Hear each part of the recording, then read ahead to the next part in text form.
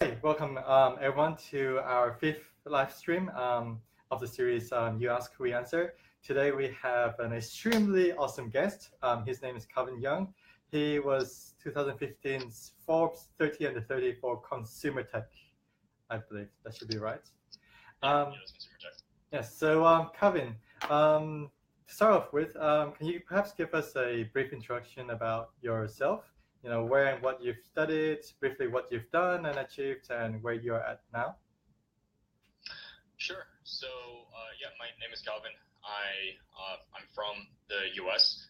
I went to school at the University of North Carolina in North Carolina. I studied computer science and business. I guess I've kind of known that I wanted to get into startups and technology entrepreneurship for a while, which is why I chose my majors. After I graduated, I worked at Google for a little bit. Then I quickly left and then started an e-commerce company. It was called Twice, and I'm happy to talk about that a little bit more later. But my co-founder and I worked on that for about four and a half years, and we ended up selling that to eBay in 2015. Then after eBay, I left and decided to start another company, kind of inspired by my experience at Twice. And this company now services e-commerce companies, and that's what I'm still working on. Okay, cool, awesome. So I suppose you've had an idea for a startup for a while now, but at what point did the idea of the starting up your own company really appeal to you? Was it something you always wanted to do from a very, very early age, or did it come to you a bit later on? Yeah, I think that ever since I was like in middle school, I was pretty sure I was gonna go off and kind of do stuff on my own. That's quite early.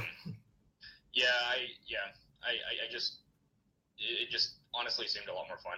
Mm-hmm. A lot of my friends were more excited growing up about working at one of these bigger companies, and I recognize the appeal, at least in the U.S., being able to say that you work for a really big accounting firm or a big bank or a big tech company. That there's a lot of industry recognition for that. I, for whatever reason, had always been attracted to more like the small business owners that kind of do everything on their own. I actually think that just like running a restaurant or running a store is pretty exciting, just because of the kind of variety of problems that you work on, and it's a real business, and the business like lives and dies by your efforts. And if it's really incumbent on you to deliver a really good experience to all of your customers, and there's just something very real about that always appealed to me.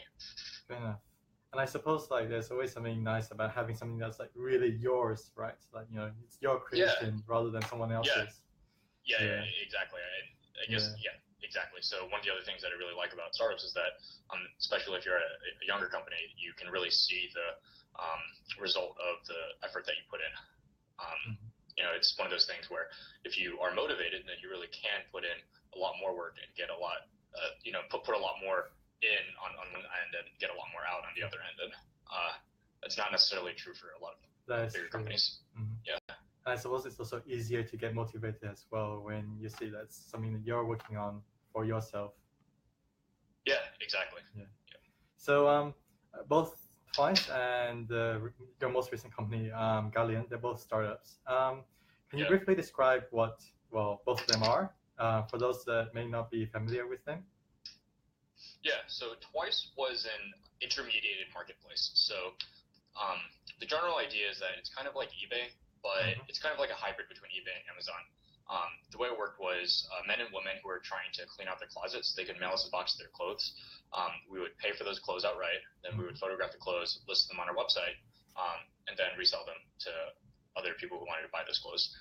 So the value prop for the seller, the person who was cleaning out the closet, the value prop for them was that it's the easiest way to get rid of their clothes and make some money at the same time.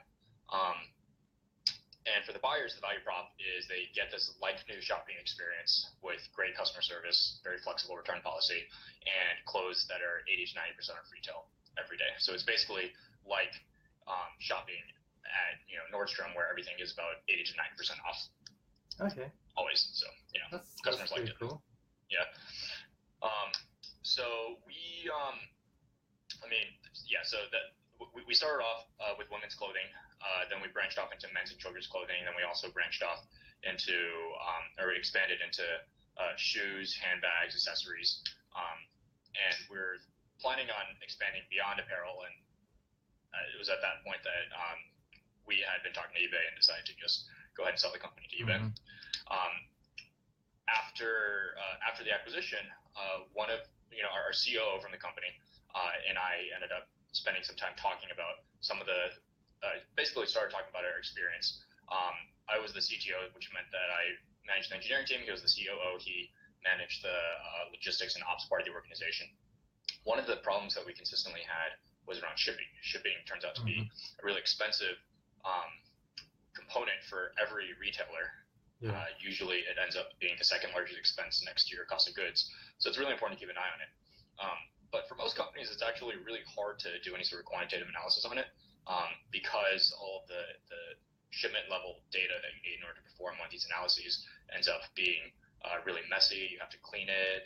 There's a lot of data. It's really hard to manipulate in Excel. So it turns into a bit of an engineering problem. This is certainly a pain that we felt at Twice.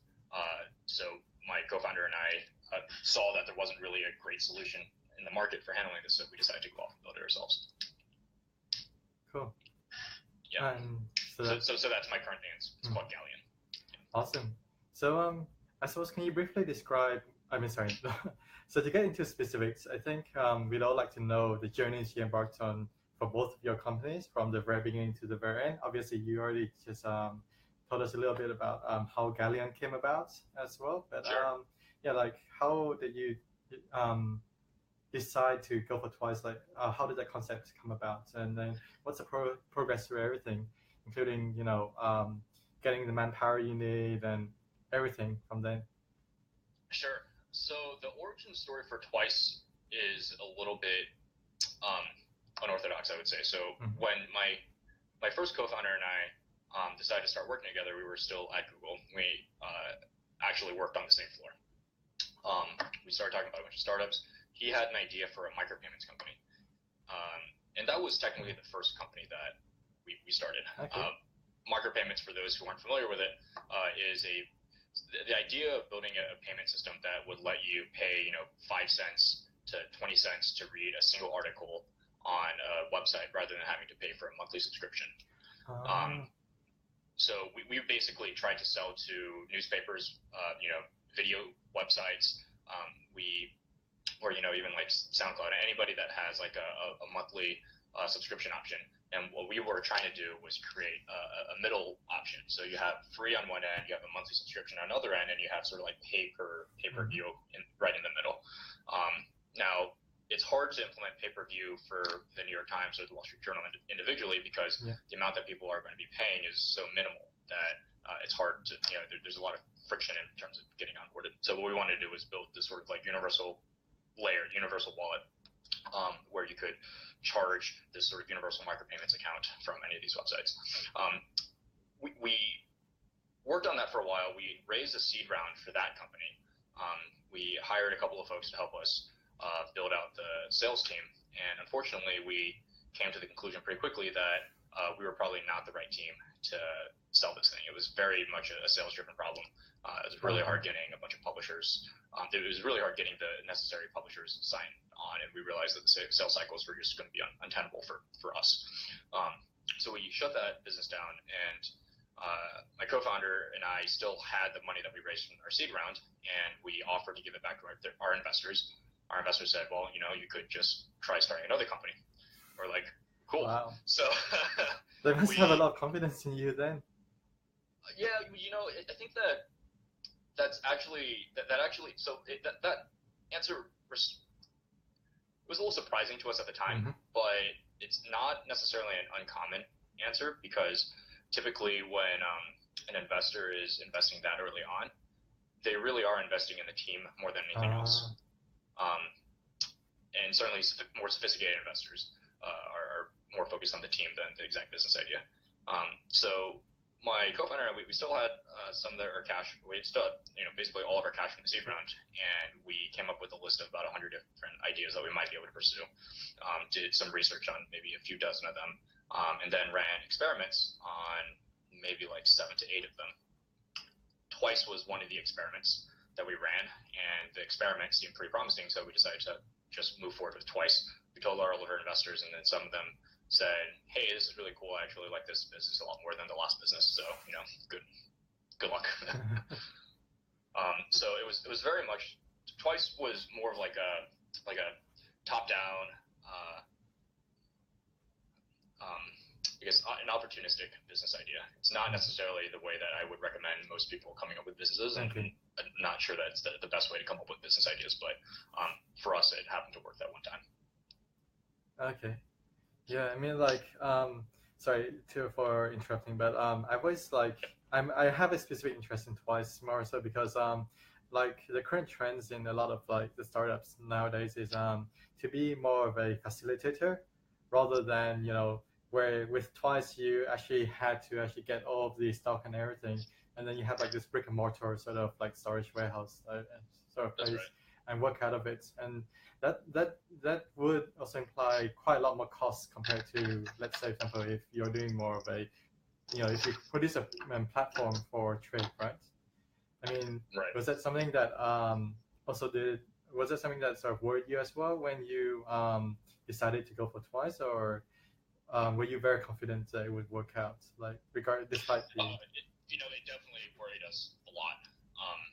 But one of the things that's important to any business when you're trying to think through the ideas is to try to figure out how you differentiate from the incumbents and what's so special about you that's going to attract new customers to your business. We looked at all the ways that people were getting rid of their second-hand clothes right now, and the truth is, if you wanted to get rid of your clothes, you could sell those clothes on eBay, or you could sell it on Craigslist. The thing that eBay and Craigslist have, which is really the only thing that's important in a marketplace, is liquidity. So we figured that if we just started off by creating a better a clone of eBay or Craigslist, we would probably not succeed because we didn't really have that much to offer in terms of differentiation. The way that we intended to differentiate was by creating a qualitatively better seller experience, because now the seller doesn't need to take a photo of each individual item. They don't have to create an individual listing. They don't have to deal with customer service or shipping individual items themselves. They could just bulk send us everything. We take care of it for them. So that's qualitatively different. And for the buyers, it's also much better because we end up having a much more consistent shopping experience. We also have a much more consistent and reliable customer service experience and return experience. We were able to create this experience that allows the buyer to buy secondhand clothes at secondhand prices, but with a shopping experience that feels new. So that felt compelling from both sides of the marketplace. So that's the way that we wanted to go ahead and enter into the space. Now, in the long term, it had always been an option in the long term to try to become P2P as well. But we recognized that in order to go the P2P route, then we would have to at least have a large customer base. P2P stands for peer-to-peer, so that's kind of like what eBay is. We really needed to have a large customer base, and we really needed to have enough liquidity on our platform before becoming a direct eBay competitor would be compelling at all. But we ended up getting bought by eBay, so so it goes. So well, before Twice was bought by eBay, I believe you guys, the company, I suppose, raised $23 million. I believe that was right. Yeah. And that's after Series B. That was after Series B. Okay. For those who are not too familiar with those terms, can you describe like a bit about the fundraising rounds and like the process with the fundraising for you specifically with Twice and also with Guardian, I suppose? Sure. So typically, in order to start a venture capital-backed business, you end up raising money, outside capital from venture capitalists, VCs. The first round that you typically raise is what's called a seed round. And a seed round is just a small round to just sort of get your product up and running, let you start testing the market, and help you try to figure out a path toward finding product market fit. And then after that, you might raise a bunch of subsequent rounds of financing. And those subsequent rounds of financing have names like Series A, Series B, Series C. Series A is just the first round of financing that you raise. Series C is the third round of financing, et cetera, et cetera. There's nothing fancy about it. Okay, so it's nothing special, just like one after the other, really. Yeah, just one after another. It's pretty straightforward. Yeah, Okay, all right. Okay, so anyway, to answer your question, we raised a total of 3 rounds of financing for twice. We raised a seed round, a Series A, and a Series B. Galleon is a very different type of business. We're purely software, which means we have very low expenses. And we also decided to bootstrap this business, so we haven't taken any outside funding. Really? One of the nice things about being a pure software business is that you have very high margins, so we've been able to essentially grow off of our cash flows, which is quite nice. Right. So that's, I suppose that's quite the difference, isn't it? It's a totally different business. Yeah. Yeah. So, I mean, so obviously Twice and Galleon follow very different paths, both in terms of conception and also fundraising. One of them was just born out of opportunity. The other was out of, I guess, necessity, or like, Right. I think it's an opportunity as well, but you saw that it's something that's sorely needed. Let's say more broadly, because I suppose you have gone through this quite a lot.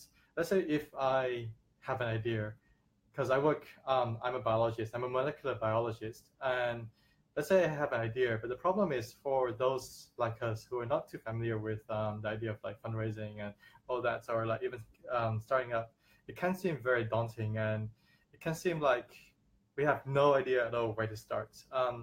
You have like, I know like it's gonna be different for every single startup, but do you have like a general guideline as to what steps one should generally take to go from, let's say, an idea to a full-on startup?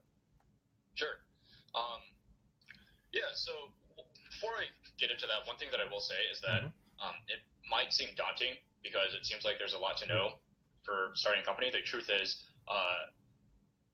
everybody who's ever started a company in Silicon Valley, anybody who's ever done startups, none of them had any idea what they were doing. So you're exactly where I was when I got into this. The other great thing is that there are so many resources online these days that will help you, help guide you through the entire process.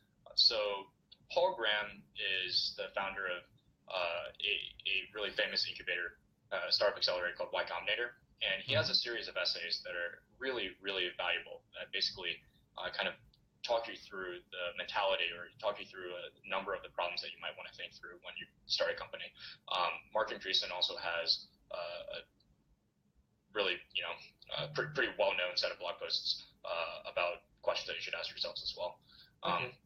In terms of actually getting it off the ground, there's really not that much to it. It seems like this sort of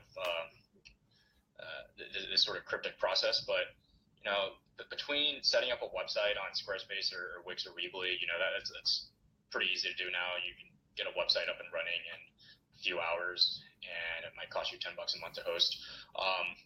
If you can build the product yourself, awesome.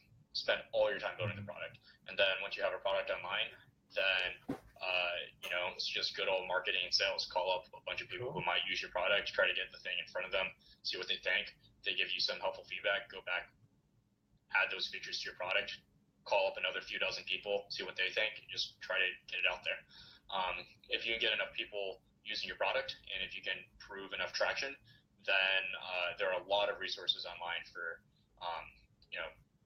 teaching you how to fundraise. Do you feel like it's easier, I suppose, being in a place like California, or specifically like near the Silicon Valley and all that, where there's quite a lot of companies ready to receive new products compared to, let's say, somewhere else in the US or even somewhere else in the world? I mean, I'm not sure if you're familiar with like how the rest of the world is, but like yeah. So I definitely think that there are merits to starting in Silicon Valley, especially if you're new to startups. And I'd say the number one benefit of being in Silicon Valley is just being surrounded by a lot of other people who are also trying to start companies. So you can meet so many people in passing who are in the exact same place as you and who are trying to solve the exact same problems as you. And there's definitely something to be said for that sort of natural entropy in San Francisco. And when you can surround yourself with other people who are going through the same thing, and you can create a community around this, then, or you can be a part of a community that's also solving this problem, trying to go through the same process, then you really have a sort of natural support system, and it does become a lot easier. Okay. But when it past the early stage, I'd say that the primary benefit for being in Silicon Valley is being able to hire engineers, and that's particularly helpful if you're a tech company. Okay. Now, if you're a media company, then it might be helpful to be located in LA instead. If you are in finance, then it might be helpful to be in New York instead. Right. Okay. So it's also quite important to, I suppose, be based where you think your actual product would be best, utilized. It's important to be in a place where there exists a talent pool that you can hire from. In terms of just getting distribution, it does help to be able to easily talk to a bunch of customers, and if you can talk to them face to face on a regular basis, then that's even better. Awesome. I have a bit of a specific question, actually. I should have probably asked this earlier, but because, for example, like I myself, actually, I'm quite interested in starting up something. But I really, if you, out of everything, I think one of the things that our viewers would like to know the most is, for example, when for Twice and you raised fundings in your various series, what was there, what's the actual process like? Did you have to go to different companies and ask them for funding, and then each of them might give a different amount, or was it more of a general thing where it was?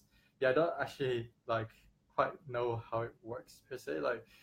Were they did they find you out and provide the funding, or? Right. So when you raise a round of funding, typically you'll pitch two groups of people. Okay. One group is the venture capitalists, and another group is angels. Angels are just individuals.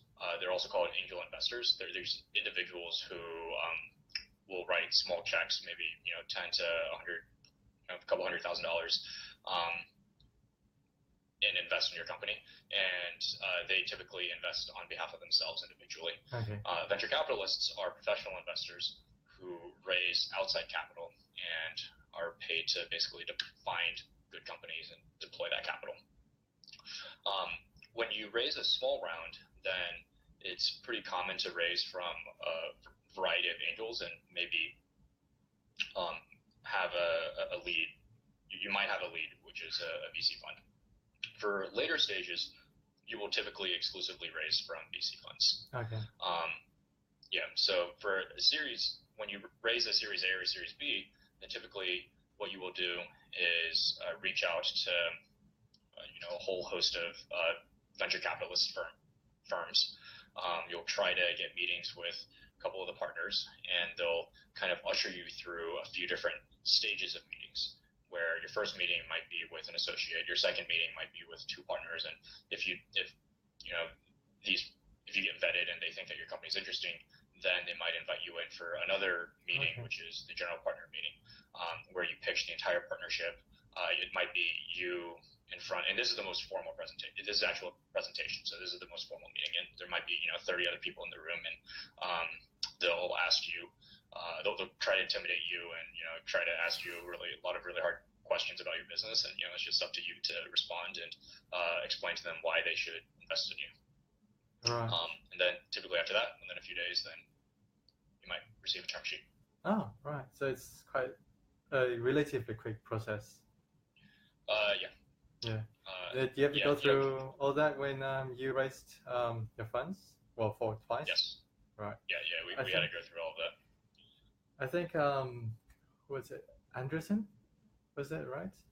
Yes. So Andreessen Horowitz led our Series B round. And Andreessen Horowitz is a pretty famous VC fund. I had a look at his portfolio. I think he funded 80-something companies in 2015. And then 57 companies last year. They're one of the top tier VC firms. Yeah. That's pretty crazy. And you raised quite a lot of money from as well. I think it was like 4.3 million. Is that right? Oh, from Andreessen? No, Andreessen led our Series B, which was an $18 million round. Oh, 18 million. Sorry, it was the reverse. My bad. Yeah. Here, $18 million, and 4.3 was the remaining from everyone else.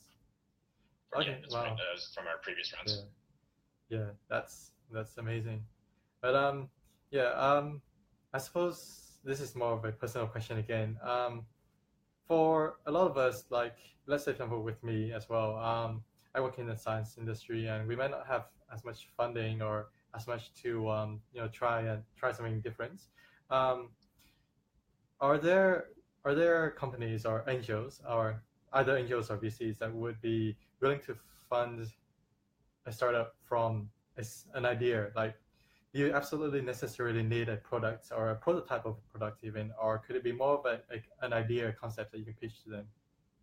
Yeah, you can definitely raise money for an idea. You might have to be okay raising a little bit less money for an idea because you don't have as much to prove, and you might also have to take on more dilution for that equity. But there are definitely people out. There are plenty of investors who, if you pitch them, they might say, hey, this guy seems really smart, and I think that he's really, really onto something.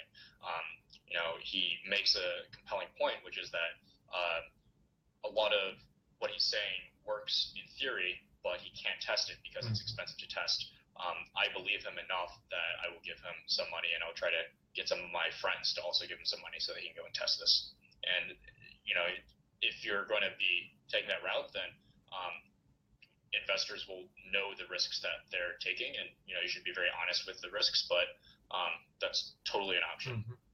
Cool. And you really, and if you have an idea that you're really excited about, then and the problem is just raising the money, well, you shouldn't let that stop you. This is an overcomable problem. I assume, like, even knowing that, it's always good to be as prepared as you can before going into before meeting a VC or Yeah, that's right. Yeah, that's right. Cool. Let's see. I don't think I have any more questions. I suppose the main thing today was to basically learn about your startup and how it went from an idea to what it is now. So twice. So by the way, I do remember now. So there were a number of news articles that say that one of the reasons why eBay purchased twice was for hiring, I suppose, or a lot of the staff. But so I suppose both you and your the co-founder of the other co-founder of Twice joined eBay. After that's right. So a number of a number of the members of our team all joined eBay for post acquisition. And then you guys both left, I assume, at around the same time and started gathering. That's right. Yeah. Did you take with you a lot of the staff, or? No. So it was just my co-founder and I that started gathering. The rest of the staff, stayed on their own terms. Mm-hmm. Cool. The reason why I wanted to ask that is because I wanted to see, like, how many people might be necessary to form like a core team, I suppose, like, because it seems like you and your partner pretty much stayed together throughout all the different ideas and everything from very early on, and you guys are still working with each other now. That's really interesting. I mean, I assume you guys must have like a lot of ideas that you guys share together, and you guys believe in. Was it hard to find someone like that to begin with? I'd say that I've been incredibly lucky to find a couple of people that I work very well with. Yeah. So, I've just been really lucky. Cool. Awesome. And I believe you will have to go soon, and a few people have messaged us some questions and everything, but sure. We'll probably post that on the group chat later, and not the group chat, sorry, the live stream later, and then I'll send you some of the other messages as well, and then you could probably answer them. And I do apologize about the Yeah, no your problem. difference in the It's time zone. really fun. Yeah, but yeah, thank you very much for your time today. That was a very interesting chat. Before we go, do you have a slogan or motto or a single quote that you could perhaps leave us? A quote. Yeah, something that you think.